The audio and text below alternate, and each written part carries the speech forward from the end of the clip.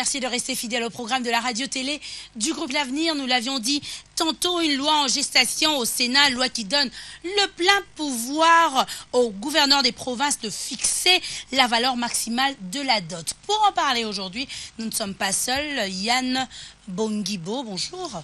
Bonjour la grande journaliste. Comment va... Ah, Nadi Sarah, on se limite, on va être modeste. Comment va Yann, ça va? Oui, je vais très bien. Merci de répondre positivement à notre invitation. Je vous en prie. Madame. Et en face de Yann Bongibo, nous avons Fierté Dinanga. Bonjour Fierté. Bonjour Nadi Sarah. Comment va Fierté? Bon, naturellement bien. Alors Fierté, une loi en gestation au Sénat, loi qui donne le pouvoir, disons le plein pouvoir au gouverneur des provinces de fixer la valeur maximale de la dot. Qu'en penses-tu? Merci beaucoup de la question, Anadi. Elle est très complexe, cette question. Je pense que la loi n'est pas mauvaise en soi, mais il y a un problème qu'il faut souligner. L'État congolais, ou le Parlement, ou la structure qui parle par rapport à cette loi, elle a mieux à faire que ça. Il y a beaucoup, nous sommes en train de marteler plus par rapport à cette loi Fierté. Je m'en vais, madame. Restons dans la question du jour. Je reste dans la question. Il est mieux à faire que ça. Je crois que la précarité sociétale donne plus de charges ou plus de tâches au gouvernement. Là, nous sommes en train de parler de ces tâches, la fierté. Est-ce que nous pouvons rester dans le thème choisi? Nous sommes dans le thème. D'accord, cette loi qui est en gestation, vous pensez quoi de cela? Je pense que la loi, elle est bonne. Mais... Pourquoi est-ce qu'elle est bonne? Merci. Pourquoi est-ce qu'elle est bonne? J'étais en train de poursuivre mon idée, mais tu m'interromps. Je suis dans le sujet. J'aimerais bien dire que la précarité sociétale donne le gouvernement une charge de plus. Je crois que le gouvernement intervient dans l'histoire de la dot ou dans l'histoire du mariage, plus au niveau du mariage civil. Je crois que c'est là que le gouvernement ou l'État peut intervenir. Mais à ce qui concerne la dot, je pense bien que c'est un consentement entre deux familles. Et c'est une histoire coutumière. La dot ne peut pas être fixée par l'État ou elle ne peut pas aussi en même temps être négociable. Lorsque je parle de la précarité sociétale, je vois qu'il y a de ces parents qui mettent au monde les enfants, mais qui par ailleurs veulent mettre leurs enfants comme une source de commerce par rapport à cette dite dot. J'aimerais bien qu'il y ait le respect de soi-même parce que quelque part on dit que la seule personne qui te reconnaît à ta juste valeur, c'est toi-même.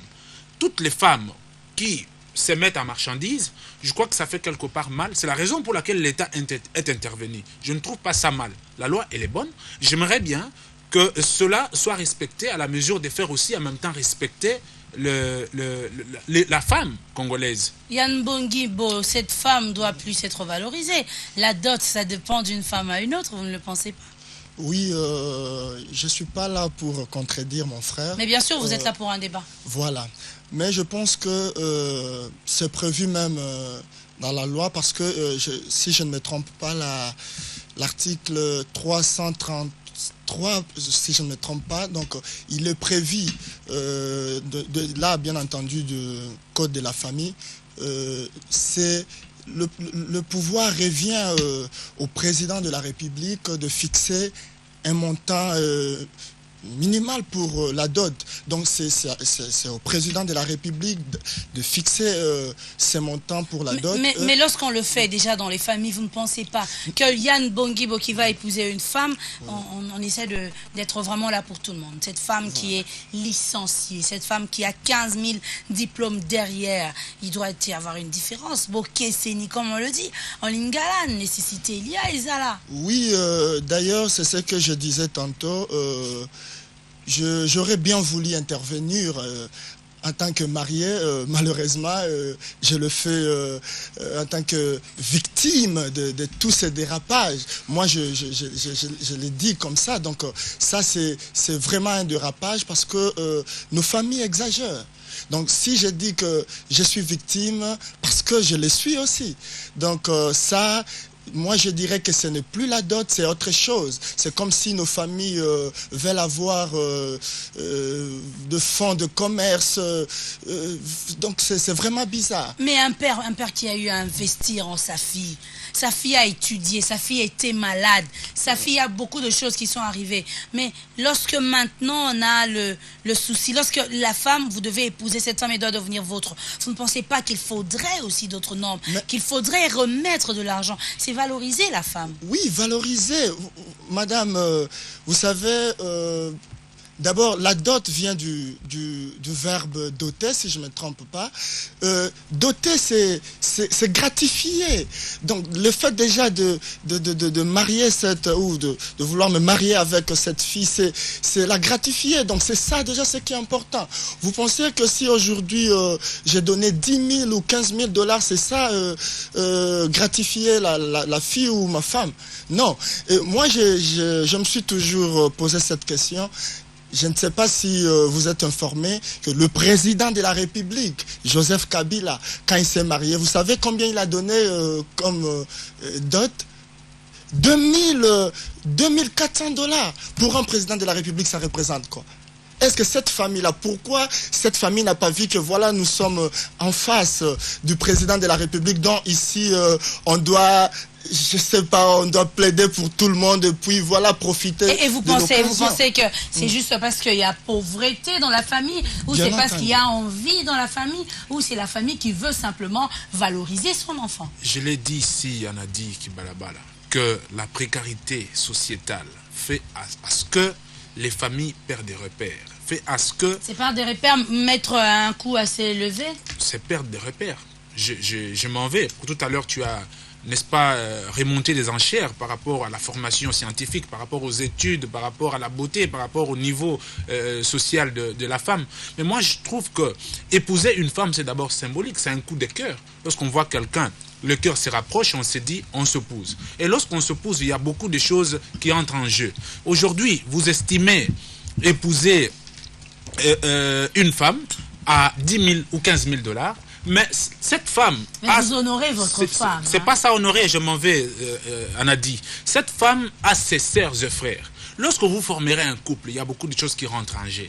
Tu seras à même, parce que c'est des familles qui se sont fusionnées, vous serez à même de vous entraider. Grâce à Ekila n'accepterait pas qu'on l'épouse à 15 000 dollars, parce que demain, les familles vont s'entraider. La famille de la femme aura de problèmes et l'homme sera à même de contribuer parce que c'est déjà la fusion. Et cet homme-là, qui aurait épousé la femme à 15 000, 20 000 dollars, est-ce que aura-t-il encore le courage de subvenir aux besoins primaires de la famille de sa femme? Parce que non, vous êtes chiche. Non, ce n'est pas être chiche. Moi, je crois que épouser une femme, c'est vraiment symbolique. Et j'en appelle à la conscience de toutes les... S'il vous plaît. Mais 5 000 dollars, 10 000 dollars, c'est aussi symbolique. S'il vous plaît, madame. Ce n'est pas la valeur d'une femme. S'il vous plaît, madame. Je crois qu'à l'époque de nos ancêtres, la femme, c'était, je venais de dire, un coup de cœur. C'était symbolique. Vous voulez épouser votre femme, vous vous mettez d'accord. Et puis, la dot, c'est quelque chose honorifique. Ça vient du cœur de l'homme qui dit, je vais honorer ma femme parce que déjà, nous allons faire une personne. Moi, j'en appelle à la conscience de toutes les filles à qui leurs parents veulent leur porter comme une marchandise. Mais attendez, Fierté Dinanga, nous allons évoluer, hein, mollo, avec ça. Mais votre femme, vous l'aimez? Disons, votre fiancée, votre amoureuse, vous l'aimez et vous ne pensez pas que c'est valoriser cette femme. Lorsque vous épousez, on a même par rapport au GSM, hein, on va se le dire, il y a des GSM qui reviennent à 33 dollars, il y a d'autres GSM qui sont à 333 dollars. C'est là déjà, veut dire qu'il y a tel qui a... La qualité se justifie par là. Mais lorsque vous voulez épouser votre femme à 33 dollars, alors que vous pouvez l'épouser à 333. Non, madame, écoute, je vais vous dire ceci. La considération, c'est un coup de cœur. Tu vois quelqu'un, tu l'apprécies, tu la considères. Du moment où tu acceptes à l'épouser, c'est que tu l'as déjà considéré. Dans les millénaires où nous sommes, la plupart des femmes ne trouvent pas le mariage. Tu l'en sais. Pourquoi? Parce que il y a beaucoup des histoires qui rentrent en jeu. L'éducation, il y a beaucoup de choses. Lorsque tu rencontres quelqu'un, tu lui donnes cet honneur de dire que vous êtes en train de nous parler de l'éducation. Vous êtes en train, c'est certes, ne citez pas trop de prénoms. Hein. Vous êtes en train de parler de l'éducation. Les parents ont eu à investir pour cette éducation. Exactement. On a investi dans l'éducation d'une femme, c'est pour son devenir. Ce n'est pas pour un homme qui viendra l'épouser. Parce que cette femme est appelée... Mais vous allez jouir de ça. Doucement, madame. Vos enfants vont être éduqués par cette femme. Écoutez, cette femme va faire votre honneur. Madame, écoute. Tu épouses une femme à 15 000 dollars. Tu travailles. Elle ne va pas à l'école. Elle n'est pas instruite. Tu la nourris. Tu supportes sa famille. Elle met au monde les enfants. Tu le soutiens. Elle ne jouit pas. si on peut mettre entre parenthèses d'autres jouissances. Mais cela, cette jouissance matérielle, elle ne jouit pas. À combien plus forte raison, ça sera difficile que tu puisses jouir aussi à sa formation qu'elle a acquise à la maison ou devant laquelle ses parents sont portés. Yann Bongibo a un point de vue contraire.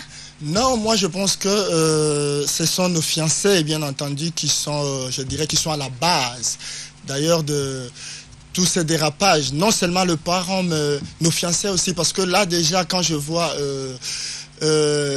Madame Nadia qui plaide pour le... Non, nous ne sommes pas en train de plaider. Non, nous parce ne que plaidons pas. vous défendez... Nous sommes simplement... Oui. Mais c'est ça, c'est pour, non, pour vous inciter à faire sortir, à défendre. Parce que quand tu vois déjà, pourquoi j'ai victime de ces dérapages, parce que une fille m'a déjà dit que voilà, écoute, si tu viens pour m'épouser à moins de 5 000 $ en tout cas, là, il faut choisir une autre fille. Laisse tomber. Voilà. Donc voilà pourquoi j'ai dit que même nos fiancées, elles-mêmes sont à la base de tous ces dérapages. Mais parce qu'elles savent ce qu'elles valent. Non, c'est ce que disait mon frère ici. Même quand vous avez parlé de l'éducation, tout machin, là, voilà, si vous éduquez votre fille, c'est pour son avenir, c'est pour elle-même d'abord. Donc bien que c'est vrai que ça sera aussi le cas pour moi, mais moi je pense que si vous le faites pour votre fille. Moi, ce que j'aurais à faire, c'est déjà beaucoup trop, parce que ce que vous oubliez, le mariage, ce n'est pas seulement dans la salle, le mariage, ce n'est pas seulement la cérémonie, mais le mariage, c'est la continuité. Le mariage, ce n'est pas aujourd'hui, c'est demain et c'est après-demain. Mais entre autres, la dot, c'est la dot qui noue, c'est la dot qui nie le mariage. Pour que le mariage soit en République démocratique du Congo, nous le savons tous, nous devons passer par la dot. Oui, c'est indispensable, madame. Mais maintenant, demain, vous allez encore me dire, voilà, mon papa a besoin de 2 000, de 3 000 $ ou soit ma nièce est malade. Vous devez le faire. Voilà pourquoi je disais que vous ne devez pas exagérer. Et là, vous pensez qu'avec la dot, lorsqu'on a un montant donné, là, on arrête tout, au fait. Voilà Lorsque je vous dis, vous me donnez 10 000 $ pour ma dot, vous remettez à mes parents simplement. C'est-à-dire que vous n'allez plus jamais aider mon père, que vous n'allez plus jamais aider ma mère ou ma soeur ou vice-versa. Madame, moi je crois que c'est ce que j'attendais. Normalement, on devrait revoir cette loi parce que l'État doit intervenir. Parce que les hommes sont devenus trop chiches, voilà. Ce n'est pas ça, ce n'est pas ça le problème, c'est que nous prenons nos filles pour des marchandises, nous prenons nos filles, donc quand nous demandons la dot, c'est parce que nous voyons quels sont les besoins qui est dans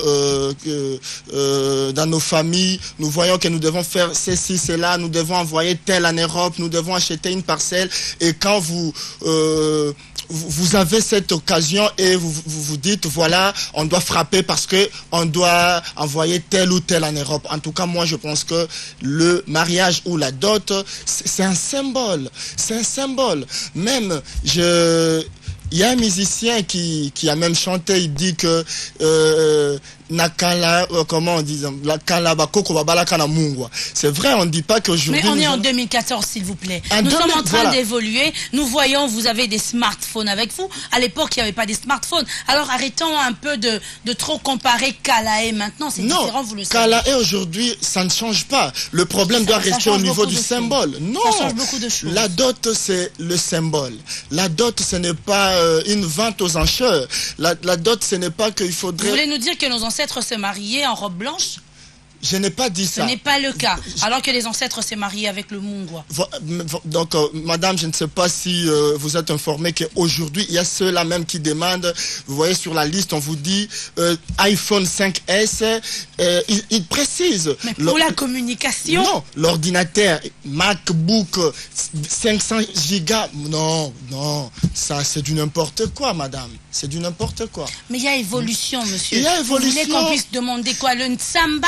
Non. Qu'on puisse demander quoi, le Mukatimbila jusqu'à aujourd'hui? On demande les smartphones, on demande des congélateurs, fierté d'Inanga.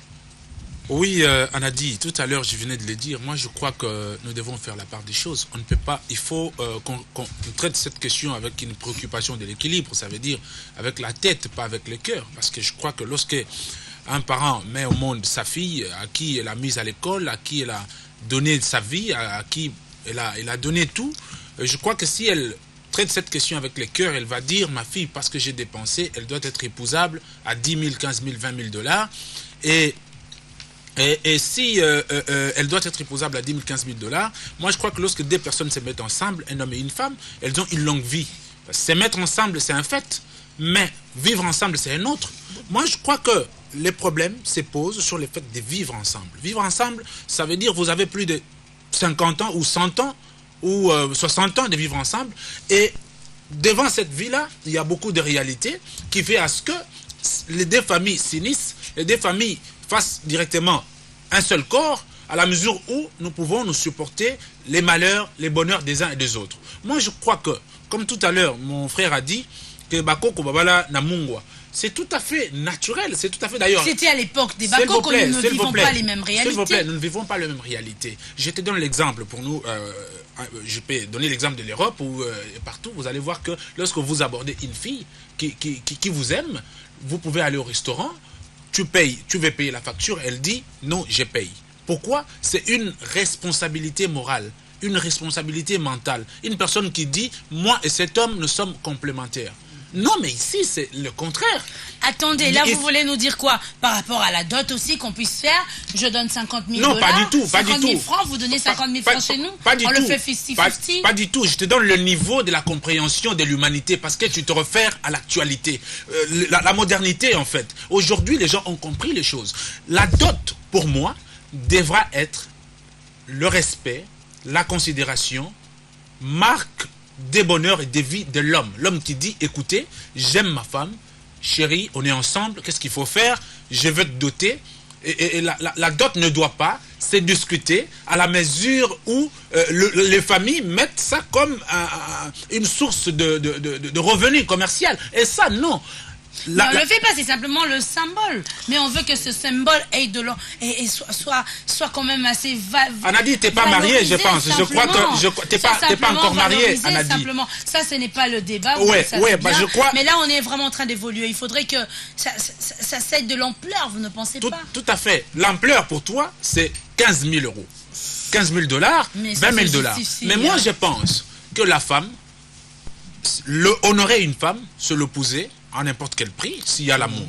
On peut le poser à 100 $, c'est symbolique. Ah non, non, puis francs congolais, c'est ce que vous souhaitez. S'il te plaît, voilà madame. Pourquoi nous le disons encore une fois, les hommes sont devenus chiches. Non, sur cette question-là, je m'en vais à cette question pour te dire que, madame, il faut dire des choses qui vont aller dans le sens de pouvoir émailler dans le cœur de la jeune fille le respect d'abord d'elle-même. Il faut draguer la jeune fille. Écoutez, madame, que la jeune fille ne se prenne pas pour une marchandise, qu'elle se prenne pour une personne scientifique, morale, respectueuse des principes et de lois de la nature. Que celle-là pense que si je me mets ensemble avec cet homme, c'est pour une vie. Et nous allons nous supporter, nous pouvons former une famille. Et cette famille... Mais ça ne change pas, monsieur Dinanga, ça ne change pas. Nous savons bien que nous marions pour le meilleur et pour le pire. On le dit à l'église. Et puis même dans nos familles, je t'accepte en tout pour tout et partout. Mais simplement... honore-moi, en m'honorant que ça ait quand même un prix assez élevé. Je te comprends, Anadi Sarah Kibalabala. Vous comprenez la nation, il y a un problème. Oh, je comprends. En fait, je reviens encore une fois sur la question de la précarité sociétale. Vous pensez que ce ne sont que des personnes qui, entre guillemets, ne vivent pas dans des familles riches? Exactement, Anadi Kibalabala. Les familles aisées, les familles de fils à papa. Si tu vas épouser, Anadi, on ne te demande pas plus de 5 000 $ pour épouser une femme. Ils savent que ici c'est une relation qui se forge et cette relation a en devenir de bonnes choses qui peuvent en découler. On ne peut pas ici vendre une femme. C'est là où il y a mon acharnement. J'ai dit la femme ne peut pas être vendue. Et cette même jeune femme, elle doit comprendre que pour son honneur à elle-même, c'est en son honneur en fait. Elle ne peut pas accepter d'être vendue. Les femmes doivent reprocher à leurs parents pour dire papa, ce mariage-là, c'est à titre symbolique. Tu ne dois pas m'acheter à 15 000 €, mais vendre à 15 000 €. Yann Bongibo, là nous ne parlons pas de la vente. C'est un symbole, la dot. En parlant de 5 000 $, c'est juste un symbole. 10 000, c'est le symbole que vous allez remettre à votre famille. Ça ne vaut pas en réalité votre femme. Madame, ça, je dirais, c'est la pauvreté. Donc, je dirais que ces familles sont dérangées par la pauvreté. Parce que quelqu'un comme, permettez-moi de citer les noms. Non, non, on ne va pas citer le nom. Non, voilà, non, s'il vous plaît, on ne va vraiment pas citer non, le c'est nom. mon ami proche. Souffrez de ne pas citer Voilà. le nom. Donc, vous ne lui demanderez pas beaucoup d'argent. Ou combien d'abord? Parce que il a tellement l'argent et si vous venez par exemple épouser sa fille, il n'a même pas besoin de ça. Mais on n'a toujours pas besoin de cet Voilà argent. pourquoi, mais voilà pourquoi nous disons que notre coutume, nos mœurs, qu'il existe. le symbole, oublions d'abord l'argent, madame. Oublions l'argent. Parce que moi, pour moi, si vous demandez beaucoup d'argent, ça, vous êtes dérangé par la pauvreté. Donc, ça doit être à titre symbolique. Mais même 5 000 $, ce n'est qu'un symbole. On ne peut pas dire, mon frère. Vous allez discuter, ne vous inquiétez pas. Je donne l'exemple de mon grand-père, paix à son âme, qui est décédé l'année dernière. Le grand-père, c'est déjà arrivé, non, vous savez. C'est passé, on est en 2014. Non, hein. madame, vous savez pourquoi je donne cet exemple? Parce que mon grand-père ne demande pas l'argent. Parce qu'il n'a même pas besoin de ça. Et vous pensez que ces familles qui demandent l'argent ont besoin de cet argent? Oui. Merci bien, nous allons continuer avec vous ce grand débat. Mesdames et messieurs, vous aussi pouvez réagir au numéro affiché, disons, sur l'écran. Et là, retrouvons-nous pour le point sur l'actualité avec Panfika Yombo et ensuite, continuons ce grand débat.